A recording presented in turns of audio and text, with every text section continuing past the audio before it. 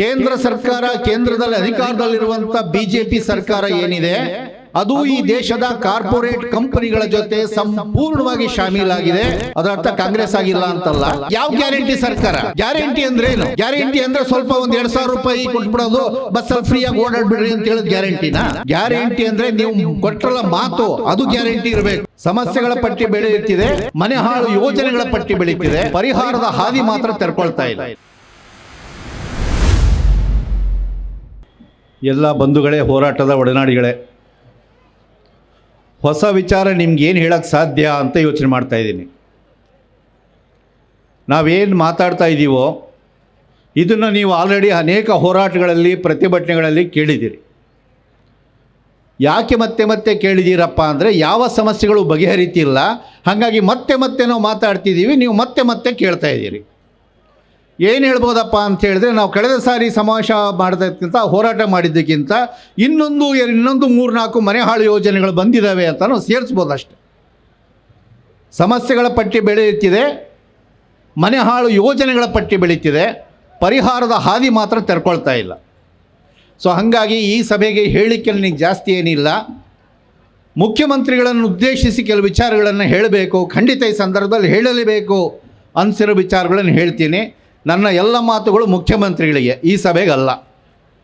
ಸಂಜೆ ಅವರೇನೋ ಭೇಟಿಗೆ ಅವಕಾಶ ಮಾಡಿಕೊಡ್ತೀವಿ ಅಂತ ಹೇಳಿದ್ದಾರೆ, ಆದರೆ ಭಾಳ ಟೈಟ್ ಶೆಡ್ಯೂಲ್ ಇದೆ, ಒಂದು ಕೆಲವೇ ನಿಮಿಷಗಳಷ್ಟೇ ಮಾತಾಡೋಕ್ಕಾಗುತ್ತೆ ಅಂತಲೂ ಹೇಳಿದ್ದಾರೆ. ಹಾಗಾಗಿ ನಾವು ಏನೇ ಮನಸ್ಸಲ್ಲಿ ಇಟ್ಕೊಂಡು ಕೂಡ ಪೂರ್ತಿಯಲ್ಲಿ ಮಾತಾಡೋಕ್ಕಾಗಲ್ಲ. ಹಾಗಾಗಿ ಅಲ್ಲವ್ರ ಹತ್ರ ಏನು ಮಾತಾಡಬೇಕು ಅಂತ ಅಂದ್ಕೊಂಡಿದ್ದೀವೋ ಅದನ್ನು ನಿಮ್ಮ ಜೊತೆ ಕೆಲವು ಹಂಚ್ಕೊಳ್ಳಿಕ್ಕೆ ಬಯಸ್ತೀನಿ. ಮುಖ್ಯಮಂತ್ರಿಗಳೇ, ನಿಮ್ಮ ಬಗ್ಗೆ ನಮ್ಮ ಅಭಿಪ್ರಾಯ ಏನಿದೆ ಅನ್ನೋದು ನಿಮಗೆ ಚೆನ್ನಾಗೇ ಗೊತ್ತಿದೆ.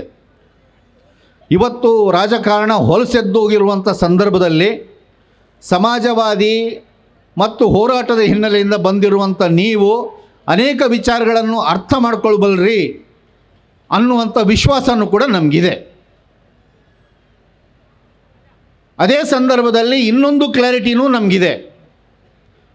ಕೇಂದ್ರ ಸರ್ಕಾರ, ಕೇಂದ್ರದಲ್ಲಿ ಅಧಿಕಾರದಲ್ಲಿರುವಂಥ ಬಿಜೆಪಿ ಸರ್ಕಾರ ಏನಿದೆ ಅದು ಈ ದೇಶದ ಕಾರ್ಪೊರೇಟ್ ಕಂಪನಿಗಳ ಜೊತೆ ಸಂಪೂರ್ಣವಾಗಿ ಶಾಮೀಲಾಗಿದೆ. ಅದರ ಅರ್ಥ ಕಾಂಗ್ರೆಸ್ ಆಗಿಲ್ಲ ಅಂತಲ್ಲ. ಬಿಜೆಪಿ ಸಾರಾ ಸಗಟು ಮಾರಾಟ ಆಗಿದೆ, ಅವ್ರ ಜೊತೆ ಡೀಲ್ ಮಾಡಿಕೊಂಡಿದೆ. ಸಂಪೂರ್ಣವಾಗಿ ರೈತರ ಬದುಕನ್ನು, ಕಾರ್ಮಿಕರ ಬದುಕನ್ನು ಸರ್ವನಾಶ ಮಾಡುವಂತಹ ಕಾಯ್ದೆಗಳನ್ನು ಅದು ಮಾಡಕ್ಕೆ ಹೊರಟಿದೆ. ಹಾಗಾಗಿ ಸಂಯುಕ್ತ ಕಿಸಾನ್ ಮೋರ್ಚಾ ಬಿಜೆಪಿ ಪಕ್ಷವನ್ನು ಶಿಕ್ಷಿಸಬೇಕು ಅಂಥೇಳಿ ಪ್ರತಿ ಚುನಾವಣೆಯಲ್ಲಿ ನಿಲುವಾಗೇ ತಗೊಳ್ತು. ಅದ್ರ ಭಾಗವಾಗಿ ಕರ್ನಾಟಕದಲ್ಲೂ ಸಂಯುಕ್ತ ಹೋರಾಟದ ಕರ್ನಾಟಕದಿಂದನೂ ಕೂಡ ಇಲ್ಲಿ ಮನೆಹಾಳು ಯೋಜನೆಗಳ ತಂದಂತಹ ಬಿಜೆಪಿ ಸರ್ಕಾರವನ್ನು ಸೋಲಿಸಿ ಮನೆ ಕಳಿಸೋದ್ರೊಳಗೆ ನಾವೆಲ್ಲರೂ ಸೇರಿ ದುಡಿದಿದ್ದೀವಿ. ಅದು ನಮ್ಮ ತಾತ್ವಿಕ ನಿಲುವಾಗಿ. ಜನವಿರೋಧಿಯಾಗಿ ನಿಂತಿರುವಂಥ ಪಕ್ಷಕ್ಕೆ ಪಾಠ ಕಲಿಸಬೇಕು, ಅವ್ರನ್ನ ಅಧಿಕಾರದಿಂದ ಕೆಳಗಿಳಿಸಬೇಕು ಅಂತ ಅದನ್ನು ಮಾಡಿದ್ದೀವಿ. ಅದರ ಪರಿಣಾಮವಾಗಿ ನೀವು ಬಂದಿದ್ದೀರಿ. ಆದರೆ ನಿಮಗೆ ಕೇಳಕ್ಕೆ ಪ್ರಶ್ನೆ ಇಷ್ಟೇ, ನೀವು ಬಂದ ನಂತರದಲ್ಲಿ ಮೊದಲು ಏನು ಮಾತು ಕೊಟ್ಟರೋ ಆ ಮಾತನ್ನು ನೀವಾಗಲಿ ನಿಮ್ಮ ಸರ್ಕಾರ ಆಗಲಿ ಉಳಿಸ್ಕೊಂಡಿದೆಯಾ?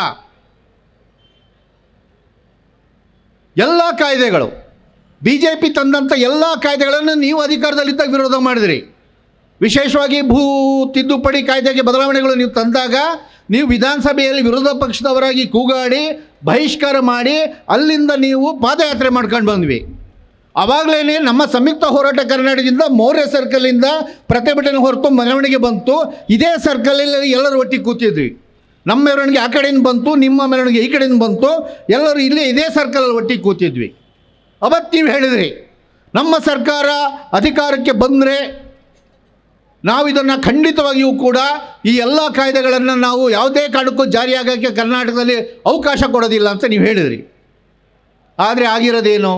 ಕೊನೆ ನೀವು ಅಧಿಕಾರಕ್ಕೆ ಬಂದ್ರಿ. ಬಂದ ನಂತರದಲ್ಲಿ ಯಾವ ಕಾಯ್ದೆ ತಿದ್ದುಪಡಿ ಆಯಿತು? ಭೂ ತಿದ್ದುಪಡಿ ಕಾಯ್ದೆ ಹೋಯ್ತಾ? ಜಾನುವಾರು ಕಾಯ್ದೆ ಹೋಯ್ತಾ? ಮತಾಂತರ ನಿಷೇಧ ಕಾಯ್ದೆ ಹೋಯ್ತಾ? APMC ಕಾಯ್ದೆಗೆ ಮಾತ್ರ ಸ್ವಲ್ಪ ಒಂದು ಫೇಶಿಯಲ್ ಟಚಪ್ ಮಾಡಿ ಬಿಟ್ಬಿಟ್ಟಿದ್ದೀರಿ, ಮಿಕ್ಕಿದ್ದೇನೂ ಮಾಡಿಲ್ಲ. ಬೆಲೆಯ ಸಮಸ್ಯೆ, ಭೂಮಿಯ ಸಮಸ್ಯೆ, ನಮ್ಮ ಉದ್ಯೋಗದ ಸಮಸ್ಯೆ, ನಮ್ಮೆಲ್ಲ ಪ್ರತಿಯೊಂದು ಸಮಸ್ಯೆಗಳು ಹಂಗೆ ರಾಶಿ ಹಂಗೆ ಉಳ್ಕೊಂಡಿದ್ದಾವೆ. ಹಂಗಿರ್ಬೇಕಾದ್ರೆ ಏನು ಹೇಳಬೇಕು? ಯಾವ ಗ್ಯಾರಂಟಿ ಸರ್ಕಾರ? ಗ್ಯಾರಂಟಿ ಅಂದ್ರೇನು? ಗ್ಯಾರಂಟಿ ಅಂದರೆ ಸ್ವಲ್ಪ ಒಂದು 2,000 ರೂಪಾಯಿ ಕೊಟ್ಬಿಡೋದು, ಬಸ್ಸಲ್ಲಿ ಫ್ರೀಯಾಗಿ ಓಡಾಡ್ಬಿಡ್ರಿ ಅಂತ ಹೇಳೋದು ಗ್ಯಾರಂಟಿನಾ? ಗ್ಯಾರಂಟಿ ಅಂದರೆ ನೀವು ಕೊಟ್ಟರಲ್ಲ ಮಾತು, ಅದು ಗ್ಯಾರಂಟಿ ಇರಬೇಕು. ಆ ಗ್ಯಾರಂಟಿಗಳು ಜಾರಿಯಾಗಬೇಕು. ಅದರಲ್ಲಿ ಏನು ಮಾಡ್ತಿದೆ ನಿಮ್ಮ ಸರ್ಕಾರ ಅನ್ನೋದನ್ನು ನೀವು ನೋಡ್ಕೋಬೇಕಾಗಿದೆ. ಈಗ ಅನೇಕ ಕಾಯ್ದೆಗಳ ಬಗ್ಗೆ ನಮ್ಮ ಹಿರಿಯರು ಹೇಳಿದ್ದಾರೆ, ಆ ವಿಚಾರಗಳನ್ನ ನಾನು ಹೇಳಕ್ಕೆ ಹೋಗ್ತಿಲ್ಲ. ಇನ್ನೊಂದು ಪ್ರಜಾತಂತ್ರವನ್ನೇ ಬುಡ ಮೇಲು ಮಾಡುವಂಥ ಒಂದು ಕಾಯ್ದೆ ತರ್ತಾ ಇದ್ದಾರೆ. ಅದು ನಮಗಿಂತಲೂ ಕೂಡ ನಿಮ್ಮ ಬುಡನೇ ಮೊದಲು ಹೋಗುವಂಥದ್ದು. ನೀವು ವಿರೋಧ ಪಕ್ಷಗಳಿದ್ದೀರಲ್ಲ, ನೀವು 2028ರಲ್ಲೂ 29ರಲ್ಲೂ ಅಧಿಕಾರಕ್ಕೆ ಬರಲೇಬಾರ್ದು ಅಂತ ಗ್ಯಾರಂಟಿ ಮಾಡ್ಕೊಳ್ಳೋಕ್ಕೋಸ್ಕರ ತರ್ತಾ ಇದ್ದಾರೆ SIR ಕಾಯ್ದೆ ಅಂತೇಳಿ. ಇಡೀ ನಮ್ಮ ಮತದಾರರ ಪಟ್ಟಿ ಏನಿದೆ ಅದನ್ನೇ ತೀವ್ರ ಪರಿಷ್ಕರಣೆಯ ಹೆಸರಿನಲ್ಲಿ ಮನಸ್ಸಿಗೆ ಬಂದಂತೆ ಬದಲಾವಣೆ ಮಾಡ್ತಿದ್ದಾರೆ. ಜಾತ್ಯತೀತ ವೋಟ್ಗಳನ್ನು 10ರಿಂದ 15% ಡಿಲೀಟ್ ಮಾಡ್ತಾರೆ ನಿಮ್ಮ ಲಿಸ್ಟಿಂದ.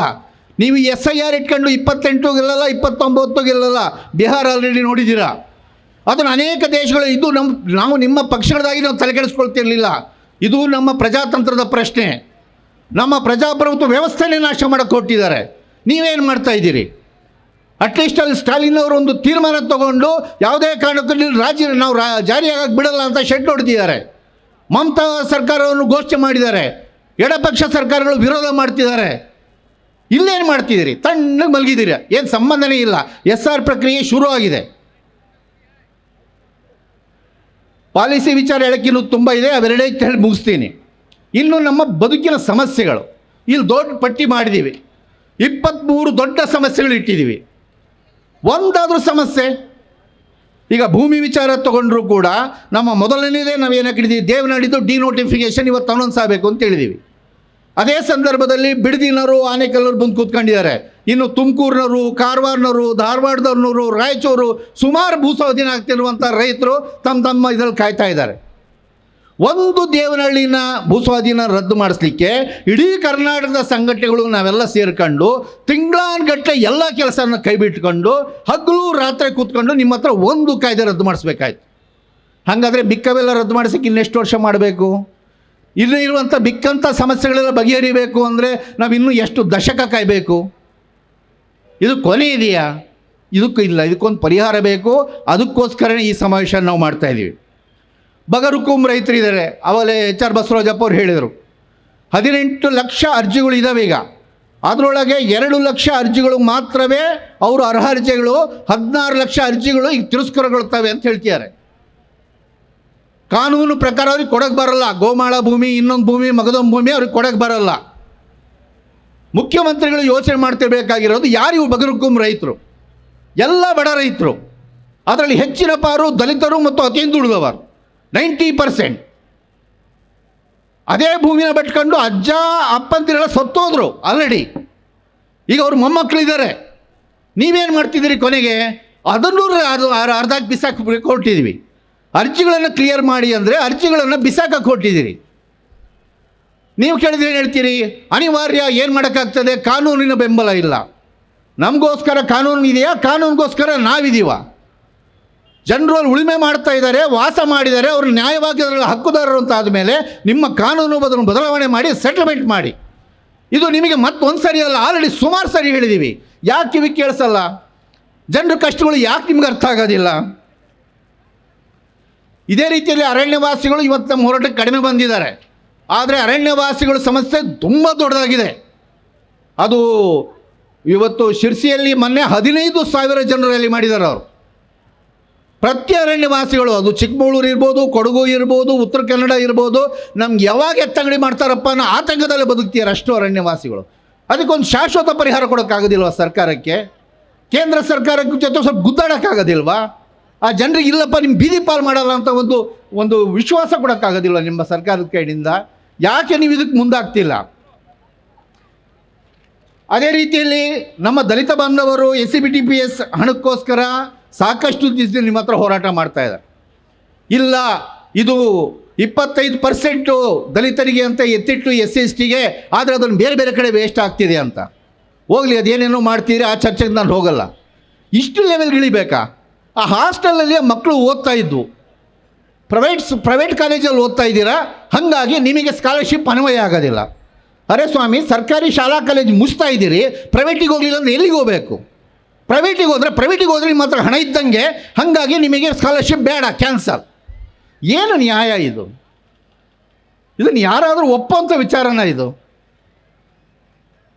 ನೀವು ಸಮಾಜವಾದಿ ಹಿನ್ನೆಲೆ ಬಂದರೆ ನಿಮ್ಗಾದ್ರೂ ಇದು ಅರ್ಥ ಆಗಬೇಕಲ್ಲ. ಇದನ್ನು ಏನೂ ಕೊಡಲಿಲ್ಲ. ಮಕ್ಕಳು ಹಾಸ್ಟೆಲ್ ಇರುವಂತಹ ಅದು ಆಹಾರ ಭತ್ಯೆನ ರೈಸ್ ಮಾಡ್ತಿಲ್ಲ. ಅಲ್ಲಿ ವಾರ್ಡನ್ಗಳು ನಮ್ಮ ದುಡ್ಡು ಸಾಲ್ತಿಲ್ಲ ಅಂಥೇಳಿ 2 ಹೊತ್ತು ನಾನ್ ವೆಜ್ ಕೊಡ್ತಿದ್ದು ಅದನ್ನು ಕಟ್ ಮಾಡಿ 1 ಹೊತ್ತು ಮಾಡಿದ್ದಾರೆ. ಮುಂದೆ ಅದನ್ನು ಕಟ್ ಮಾಡಿ 1 ಮೊಟ್ಟೆ ಕೊಡ್ತಾರೆ ಕೊನೆಗೆ ತಮ್ಮಂದು. ಇಂಥ ಮಕ್ಕಳು ಹೊಟ್ಟೆಗೂ ಕೂಡ ಇಲ್ಲಿ ನೀವು ಕಲ್ಲು ಹಾಕುವಂಥದ್ದು ಕೆಲಸ ಮಾಡಿದ್ರೆ ನಿಮಗೆ ಸರ್ಕಾರಕ್ಕೆ ಇದು ಕಾಣ್ತಿಲ್ವಾ ಅಂತ ನಾವು ಕೇಳಬೇಕಾಗಿದೆ. ಅಸಂಘಟಿತ ಕಾರ್ಮಿಕರ ವಿಚಾರ ಬಂದರೆ ಇವತ್ತು ವಲಸೆ ಕಾರ್ಮಿಕರು ಬಂದಿದ್ದಾರೆ ಸಮಾವೇಶಕ್ಕೆ, ಸಾಕಷ್ಟು ಮಟ್ಟದ ಅಸಂಘಟಿತ ಕಾರ್ಮಿಕರು ಬಂದಿದ್ದಾರೆ. ಸಾಮಾಜಿಕ ಭದ್ರತೆ ಬೇಕು. ನೀವು ಹೌದು ಕಾರ್ಮಿಕರ ಸಂಖ್ಯೆನ ಈಗ 101 ಪಟ್ಟಿ ಮಾಡಿ ಅನೌನ್ಸ್ ಮಾಡಿದ್ದೀರಿ. ಯಾರೆಲ್ಲ ಅಸಂಘಟಿತ ಕಾರ್ಮಿಕರು ಬರ್ತಾರೆ, ಯಾರಿಗೆಲ್ಲ ಕೂಡ ಸಾಮಾಜಿಕ ಭದ್ರತೆ ಸಿಗಬೇಕು ಅಂತ. ಭಾಳ ಸಂತೋಷ, ಎಲ್ಲರನ್ನೂ ಪಟ್ಟಿ ಮಾಡಿದ್ದೀರಿ. ಅಟ್ಲೀಸ್ಟ್ ನಮಗೆ ಗೊತ್ತಾಯಿತು ನಮಗೊಂದು ಹಕ್ಕಿದೆ ಅಂತೇಳಿ. ಆದರೆ ಈಗ ಕಟ್ಟಡ ಕಾರ್ಮಿಕರಿಗೆ ಬಿಟ್ಟರೆ ಮಿಕ್ಕವರಿಗೆ ಸಾಮಾಜಿಕ ಭದ್ರತೆ ಏನಿದೆ? ಪ್ರತಿಯೊಂದರಲ್ಲೂ ಕೂಡ ಫಲಾನುಭವಿ ವರ್ಗ ಯಾರಿದೆ ಅವ್ರ ಮೇಲೆ ಒಂದು ಸಣ್ಣ ಸೆಸ್ ಹಾಕೋಕ್ಕಾಗಲ್ವಾ? ಒಂದು ಅವರ ಪ್ರಾಫಿಟ್ನಲ್ಲಿ 1% ಅವರು ಯಾವ ತಮಗೋಸ್ಕರ ದುಡಿಚಾರ ಕೊಡೋಕ್ಕಾಗೋದಿಲ್ವ ಅವರು? ಈಗ ಆಟೋಮೊಬೈಲ್ ಅಂದರೆ ಆಟೋಮೊಬೈಲ್ ಇಂಡಸ್ಟ್ರಿಯಲ್ಲಿ ಯಾರೆಲ್ಲ ನಮ್ಮ ಡ್ರೈವರ್ಸು, ಕ್ಲೀನರ್ಸು, ಮೆಕ್ಯಾನಿಕ್ ಕೆಲಸ ಮಾಡ್ತಿದ್ದಾರೆ, ಆಟೋಮೊಬೈಲ್ ಇಂಡಸ್ಟ್ರಿ ಮೇಲೆ ಒಂದು ಸೆಸ್ ಹಾಕಿರಲ್ವ? ಹಾಕಿ ಅದನ್ನು ಮಾಡಿ. ಕೃಷಿ ಕಾರ್ಮಿಕರಿಗೂ ಕೊಡಿ. ಆಗ್ರೋ ಮಾರ್ಕೆಟಿಂಗ್ ಇದರಲ್ಲಿ ನುಗ್ಗುತ್ತಾ ಇದ್ದಾರೆ ಕಂಪನಿಗಳು. ಆ ಕಂಪನಿಗಳ ಮೇಲೆ ಒಂದು ಹಾಕಿ ಒಂದು 0.5% 1% ಸೆಸ್ ಆಗಿ ಬೇಕಾದಷ್ಟು ದುಡ್ಡು ಆಗುತ್ತೆ. ಯಾಕೊಂದು ಸಿಂಪಲ್ ವಿಚಾರಗಳು ನೀವು ಮಾಡೋಕ್ಕೆ ರೆಡಿ ಇಲ್ಲ ಅವ್ರ ಜೊತೆ. ಅವ್ರು ಯಾಕಂದರೆ ಅವರು ದಣಿಗಳ ಮಾಲೀಕರ ಒಂದು ಇದು ಕೂಡ ಆಗಬಾರ್ದು. ಅವ್ರು ಬೇಜಾರಾಗ್ಬಿಡ್ತಾರೆ, ಮುರಿಸ್ಕೊಂಡ್ಬಿಡ್ತಾರೆ, ರಾಜ್ಯ ಬಿಟ್ಟು ಹೋಗ್ಬಿಡ್ತಾರೆ. ಇಲ್ಲಿ ನಾವು ದನ ದುಡ್ದಂಗೆ ದುಡಿಬೋದು, ಸಾಯ್ಬೋದು ನಾವು. ಯಾಕೆ ನಮ್ಮ ಜೀವಕ್ಕೆ ಹೆಂಗೂ ಬೆಲೆ ಇಲ್ಲ. ಇದು ದಯವಿಟ್ಟು ಮುಖ್ಯಮಂತ್ರಿಗಳು ಇದನ್ನು ಸೀರಿಯಸ್ ಆಗಿ ಯೋಚನೆ ಮಾಡಬೇಕು ಅಂತೇಳಿ ನಾನು ಕೇಳ್ಕೊಳ್ತೀನಿ. ಮಹಿಳೆಯರ ವಿಚಾರ, ಮಹಿಳೆಯರು 3 ವಿಚಾರದಿಂದ ತ್ರಿಶೂಲಗಳು 3 ಅವ್ರ ಬದುಕಿಗೆ. ಒಂದು, ಅತ್ಯಾಚಾರ ದೌರ್ಜನ್ಯಗಳು ಮಿತಿ ಮೀರಿ ಬೆಳೆಯುತ್ತಿದ್ದಾವೆ, ಅದಕ್ಕೆ ಪ್ರೊಟೆಕ್ಷನ್ ಮಾಡೋಕ್ಕೆ ಯಾವ ಕ್ರಮವೂ ಇಲ್ಲ. ಇನ್ನೊಂದು ಕಡೆ ಮದ್ಯಪಾನ ಮಿತಿ ಮೀರಿ ಬೆಳೀತಿದೆ, ಮನೆಗಳೆಲ್ಲ ಸರ್ವನಾಶ ಹೋಗ್ತಿದ್ದಾವೆ. ಮೈಕ್ರೋ ಫೈನಾನ್ಸ್ನವರು ಪ್ರತಿ ದಿವಸ ಟಾರ್ಚರ್ ಮಾಡಿ ಹೆಣ್ಮಕ್ಳಿಂದ ಸುಲಿತಾ ಇದ್ದಾರೆ. ಈ 3 ವಿಚಾರಗಳಿಂದ ಮಹಿಳೆಯರಿಗೆ ಮುಕ್ತಿ ಕೊಡುವಂತಹ ಒಂದು ಸಮಗ್ರ ಯೋಜನೆ ರೂಪಿಸೋಕ್ಕೆ ಸರ್ಕಾರದಿಂದ ಆಗಲ್ವಾ? ನಾವೆಲ್ಲ ಬರ್ತೀವಿ ನಿಮ್ಮ ಜೊತೆ. ಮದ್ಯಪಾನದ ಜಾಗೃತಿ ಮಾಡಬೇಕಾ? ನಾವು ಬರ್ತೀವಿ. ಅತ್ಯಾಚಾರ ತಡೆಯಬೇಕು ಜಾಗೃತಿ ಅಭಿಯಾನ ಶುರು ಮಾಡಿ ನಾವು ಬರ್ತೀವಿ ನಿಮ್ಮ ಜೊತೆ. ಬನ್ನಿ ಅದನ್ನು ಮಾಡೋಣ. ಇದ್ರ ಬಗ್ಗೆ ಮುಖ್ಯಮಂತ್ರಿಗಳು ಸೀರಿಯಸ್ ಆಗಿ ಯೋಚನೆ ಮಾಡಬೇಕು ಅಂತ ಹೇಳ್ತೀನಿ. ಸಮಯ ಕಡಿಮೆ ಆಗ್ತಿದೆ, ಇನ್ನು ಅನೇಕ ಜ್ವಲಂತ ಸಮಸ್ಯೆಗಳ ಬಗ್ಗೆ ಹೇಳಲಿಕ್ಕಿದೆ, ಆದರೂ ಮಿತಿ ಮಾಡ್ತೀನಿ. ಆದರೆ ಕೊನೆಗೆ ಒಂದೇ ಪಾಯಿಂಟ್, ಈಗ ನಾವು ಇಲ್ಲೆಲ್ಲ ಸೇರಿದ್ದೀವಿ. ಈಗ ನಾವು ಎಷ್ಟೇ ಹೋರಾಟ ಮಾಡಿದರೂ ಕೂಡ ಈ ಎಲ್ಲ ನಮಗಿರುವಂಥ ಈ ಜ್ವಲಂತ 53 ಸಮಸ್ಯೆಗಳನ್ನು ಸರ್ಕಾರ ಅಷ್ಟು ಸುಲಭವಾಗಿ ಬಗೆಹರಿಸಲ್ಲ. ಹಂಗಂತೇಳ್ಬಿಟ್ಟು ನಾವು ಇಲ್ಲಿಂದ ಬರಿಗೈಯಲ್ಲಿ ಹೋಗಬಾರ್ದು. ಈ ಕ್ಲಾರಿಟಿ ನಮಗೂ ಇರಬೇಕು. ಈ ಹೋರಾಟ ಒಂದು ಹೊಸ ಪ್ರಕ್ರಿಯೆಯ ಆರಂಭ ಆಗಬೇಕಿದೆ. ಹೊಸ ಪ್ರಕ್ರಿಯೆ ಏನು? ಜನ ಬಾಯ್ ಬಡ್ಕೊಳ್ತಾ ಇದ್ದಾರೆ, ಜನ ಕಣ್ಣೀರು ಹಾಕ್ತಾ ಇದ್ದಾರೆ ಒಂದು ಕಡೆ.